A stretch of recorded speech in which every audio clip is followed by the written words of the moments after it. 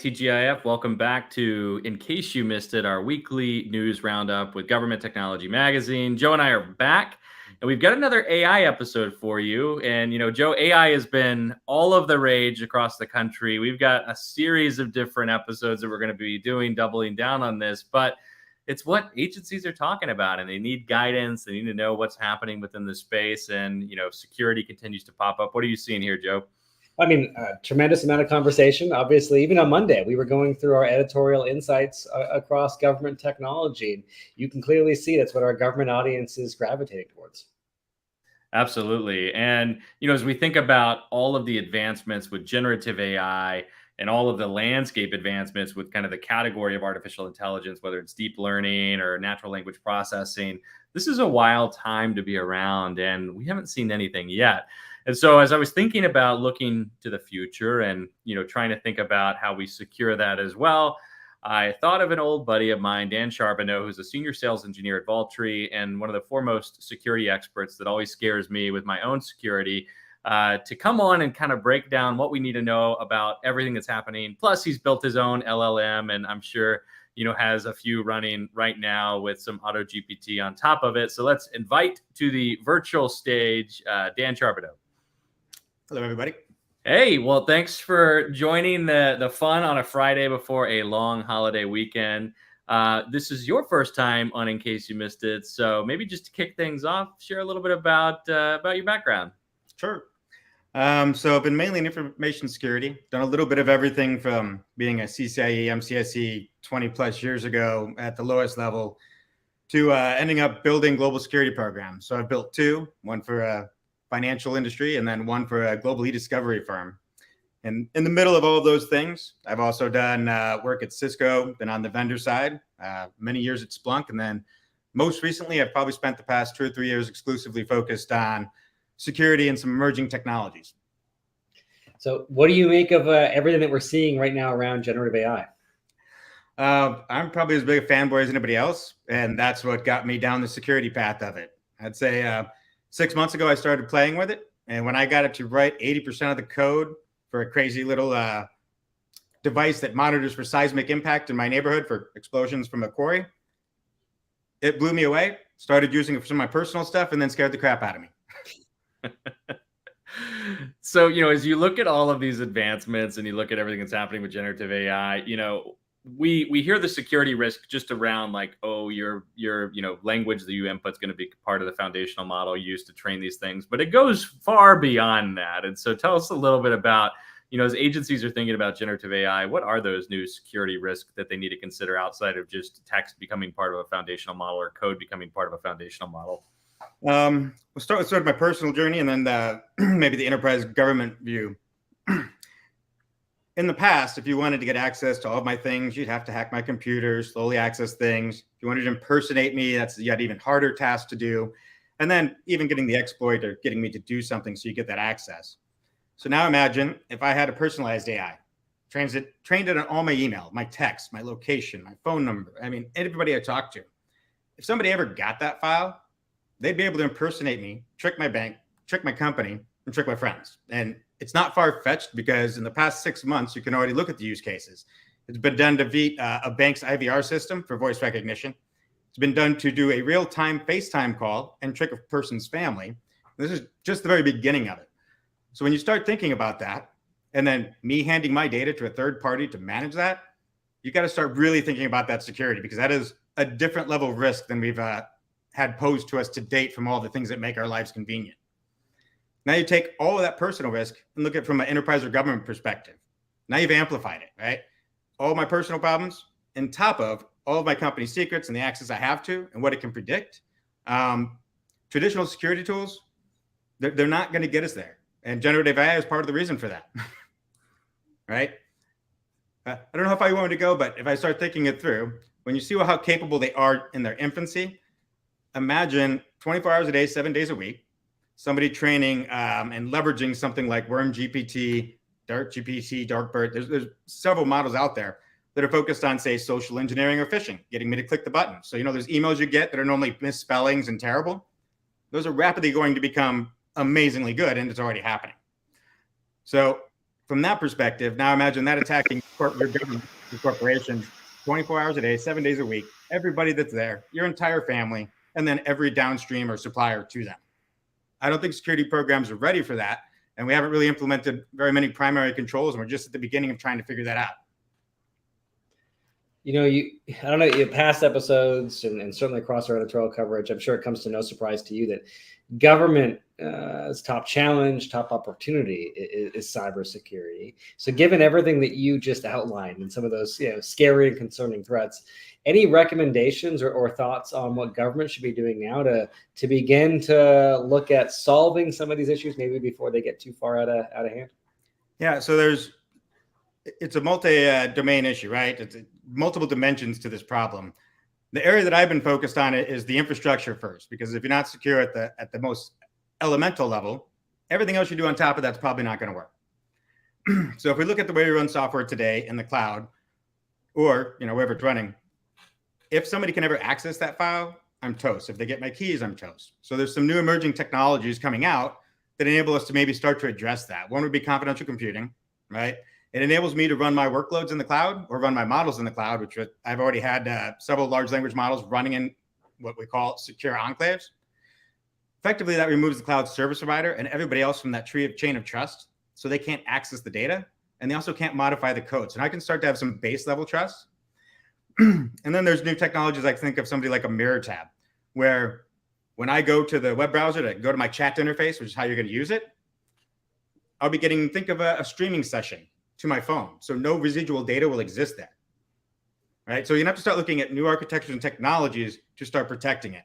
Because as I said, with the generative AI attacking you 24/7, it's going to get in. So we need new controls to provide that level of assurance, not only for my personal data, but for corporate data. The next part might be something like a vault tree. So there's something called fully homomorphic encryption. It's the holy grail, right? It's being able to search data while it's encrypted without ever decrypting it. That doesn't truly exist yet, but there are things like vault tree, which have fully functional encryption while using it. Effectively, that means I could send my query to the model. It's encrypted. The model is able to execute against the encrypted data and send the response back to me. What that means is at no point ever is any of my data exposed. So even if I took over the box, I wouldn't be able to use the model. I wouldn't be able to see what you asked. I wouldn't be able to see the response. These are some of the techniques I think we're going to need to start really looking at. And I think outside of large language models, that's pretty much going to end up needing to be everywhere because of the generative AI risk. Yeah, there's no playbook for the situation we're in today. And I think, to one of your points that you made to Joe's question around kind of those Nigerian prince emails that now all of a sudden have better grammar. Can you break down, like when you think of things like Worm GPT, break down what that is, and what it can do? Because this is more than just a chat GPT that can write, clever social engineering, things. This is much more malicious and goes a lot deeper than, what you can find on the dark web. Exactly. I apologize. I need to go. My dog is going crazy. You can give me 1 second. This is terribly embarrassing. Yeah, no worries. So Joe, you're seeing a ton of stuff here as well as we think about, the security stuff. I mean, I was just in Texas at our state of technology event there. And, it's funny, we were focused on kind of what was going on in the market. And then all of a sudden, generative AI comes into the conversation with a bunch of legislation, and agencies are legitimately curious about it. So kind of back, Dan, to that original question around Worm GPT. What is it? How should agencies be thinking about these new tools that hackers have? What they should be thinking is one, they're probably already doing some sort of phishing exercises, right? Trying to get people to click on something they generate internally. Good campaigns or spear phishing campaigns have gotten a lot easier, but they still mess up. What you're going to end up with is en masse spear phishing. So think of, instead of me crafting it to go after Dan Charboneau, I'm going to have it learn all of your social, all of your Twitter, anything you post, learn a lot about you. And then I'm going to use that to decide how I'm going to present something to you, right? That's taking all the effort out of the guys who are trying to attack you. And now it's going to be happening in mass. So that's where we have to go to the assumption they're going to be much more successful and on a scale and pace that nobody's been ready for. Absolutely.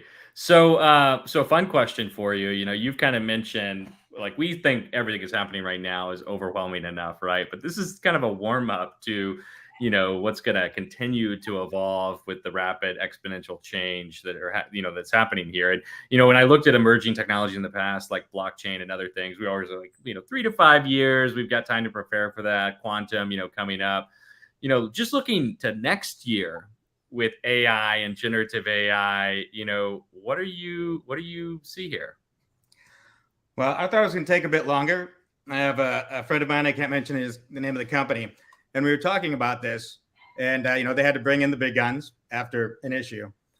And he goes, Dan, we're already seeing what you're talking about. It's not chained together yet. And when I say chained together, think of a phishing campaign with a technical attack campaign, right? Where I've got different models really good at different things, one thing controlling it, and then chaining it, doing all the next steps.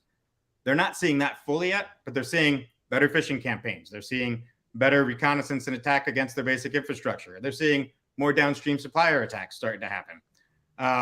So I would have said 6 months ago, 12 to 18 months. I'm thinking in the next 12 months, we're going to start to see a very large uptick in successful attacks. And it's really because they'll have trained them, tested them, and start just pointing at a target and going.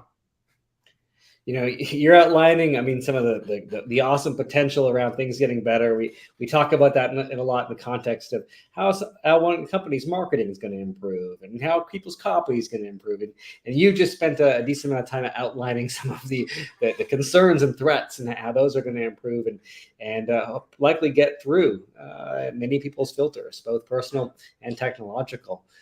I want to pivot a little bit and look at AI from two vantage points, both the resident and then government. Starting on the more personal front, what potential do you see here in terms of how personal AI would impact how an individual accesses government services? Well, I'm really excited for the government to start using it because I hate reading rules and regulations or even trying to find them to begin with. Say I want to do a permit or a process. 80% of the time is spent searching for it and then trying to figure out what it means. So what I would love is to be able to go, you know what, I want to build a pool in my backyard or whatever the problem is, and go to a chat GPT that's been trained on my locality, all of their rules and regulations, the state, federal, anything that'd be relevant to it, ask it, have it bring me back the citations, but then explain it to me like I'm 12, because the language in these documents is abhorrent. And if you're not used to reading them, it's very frustrating. Right. So that would be amazing. I'd love it. Then maybe from the personal perspective, outside of permitting, a lot of times when you're looking for data and you want to analyze or interpret it, think of something like if you look at Code Interpreter on GPT-4, the abilities of that are insane. Now imagine if I had access to the public data from my area to ask any question I want. Maybe start trying to figure out where's the next sewage problem going to be because it's got enough data to figure it out. I don't have to be a coder. I can't think of a better one as it relates to the data I'd want to use it for, because I don't spend a lot of time doing that, but I'm sure Dustin has crazy ideas there. Yeah, it's a wild landscape, I think, as you think about, what's going on the personal front, the consumer front of it. So I want to shift to kind of the second part of what Joe was talking about with the enterprise, because, the number one challenge, outside of cyber today in government is workforce. We don't have enough people. We don't have the right skill sets. There's data literacy challenges that still exist. And so, when you think about AI and some of these applications and kind of, as Andreessen said, software is eating the world and, AI is now eating software, right? So it's like, how does AI impact government, like inside of government? Any thoughts on that? And also, like, what does that set government up for? From the usage, from the government perspective, delivering a service to the citizens, well, I think of things like real-time translation, right? I haven't seen this in a government setting yet, but where I can real-time watch a movie without subtitles and it fixes the way the lips move. Now imagine people who don't speak very good English, their access and understanding of what they need to do, that's going to be insane. And you'd never be able to hire enough translators or people to do that, right? It just wouldn't work. Let's see. How else would it impact the government? I imagine when you get calls about, that's a good example locally here. We've had this Board of Equalization and our property taxes increase. That took me a very long time to figure out all the rules and regs, what I need to do to go file an appeal. If they had all that already indexed and they could provide that as a service, I'd be much happier. Yeah. Or what if people didn't even have to go to the government website and they just asked, their personal AI to go and pay their taxes, or Oh, to go find Dan speeding tickets and, use it, against him. that would be the panacea when we can trust personalized AI, right? When I know that my queries, my data, and my access is only available to me, that's when I'll trust a personal assistant. And that goes back to why I still don't trust it. I run my own models on my own local laptop. I use GPT for some controller stuff, but I'm worried about the inference data I send, because the way most of these services work today is it's a trust model. I have to trust that OpenAI is going to not train on it to safeguard my queries and responses. I really think we need to get a little bit past that, and there's ways to do it, and that's part of the securing it with Vault Tree and confidential computing, to where maybe governments can run their own large language models powered by a foundational model from OpenAI, but never send the data to OpenAI. I mean, it's possible. Now, the compute power, things like that, we'd all have to work out. But I also see, as the advancements come in transformer architecture, or maybe net new versions of large language models that maybe don't use that your GPU power is going to go lower. It's going to become more probable. I was reading about a company that has 30 micro models where they can run all of them on a single server, and then they have their large, controller model. And the reason they did that is so that they had domain expertise in each one of these, so it wouldn't hallucinate in its responses. But in other words, not understand what I'm asking and respond with something that's completely crazy. And they're doing that all on premise. Right? So I see it going more that way. And just from a personal perspective, I think that's the way the government should go, is have some government foundational models that understand how their rules and regulations, all these things work with the micro models, to ensure when I ask the question, it doesn't hallucinate. Well, you kind of answered part of this, but as you look to the future and you look at how AI is going to integrate with that government frontline worker into the workforce at large, will you see software-based roles, or will there always be a human in the loop, you think?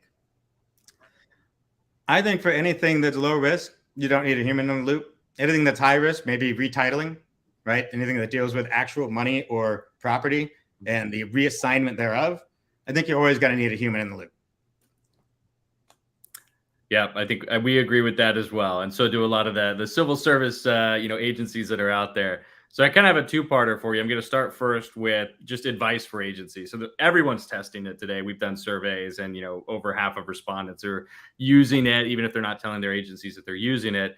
So what advice do you have for agencies today that have employees that are doing this, whether they know or not, to maybe empower them to do it more securely? Or is it a guidance, policy, procedure thing here, or do they need to look at kind of technical solutions right now as a part of this? There's like a third rail. If you ban it, people are going to do it anyway. That's not going to work. And it's not ready right now for prime time for most organizations, including the government. Why? How am I going to secure my vector databases with maybe custom content? How am I going to secure my chat logs going out to a third party? So knowing that they're going to use it anyway, I'd start off with, here's what you can and cannot send. I'd look at helping find ways to monitor it, because you're approved to use it, but we need to find when you do something bad, right?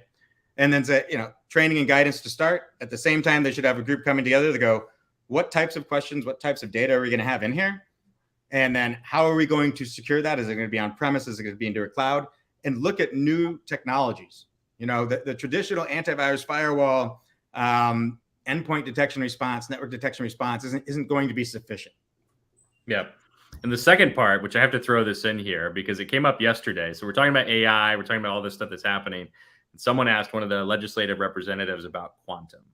And so as we think about, re-architecting the security environment for this new generative AI wave, where does quantum intersect this? Is it an architecture for both? How should agencies really realistically be approaching that technology in the context of what's happening today? Because you see a variety of different thoughts on it, but it's also hitting, this exponential curve of progress. So just want to get your final thoughts on that one. Final thoughts on that one. Quantum's, about 12 months ago, I had told you I wasn't terribly worried about it. Spending a year working with different organizations selling confidential computing, we found that it actually is a very large concern for many and coming forward rapidly. And this goes back to there's a couple of ways you could do it, right? There's the quantum key encryption stuff for doing key exchange as a level against it. But when you start looking at new technologies, the two biggest ones I see, you use something like a vault tree, which uses a combination of homomorphic encryption with some elegant encryption side steps. You use something like confidential computing combined with those encryption and key exchanges. That's where you need to go. Both have different approaches, right? If you go confidential computing, you create an encryption control plane, the ability to swap out those algorithms and those key exchanges quickly across all your applications. Because let's say they chose one today, how long would it take you to implement that? Right? So there's a benefit of confidential computing. On the other side, you use something like a vault tree. Well, now I'm encrypting the data that is using symmetric key encryption, and now it's no longer, an attack against the RSA or the other ones that are more quantum susceptible. You still have your key exchange problems, but there are protocols to handle that. Keep in mind, not an expert in cryptography, but those are the things that we're seeing that people are looking at to do. That's insightful. So Dan, the easiest question that we've thrown at you all day is, how does our audience keep up to speed with you? Where do they go to keep tabs on you? The best place would probably be LinkedIn. I haven't been publishing or posting much, but that'll probably be changing here very shortly. I've been talking with Dustin about several blogs about personalized AI risks and what you can do in healthcare and finance, and then maybe an overarching security architecture to address it. Oh, great. We appreciate that. We appreciate you coming on. And we also just threw out another link for the organization that you referenced throughout our call. So we'll make sure that our audience gets in touch with you there as well. Thank you. Well, Dan, it's a pleasure. We appreciate you sharing your insights with us and our audience today and joining Dustin and I. And until then, everyone have a wonderful long holiday weekend. Thank you.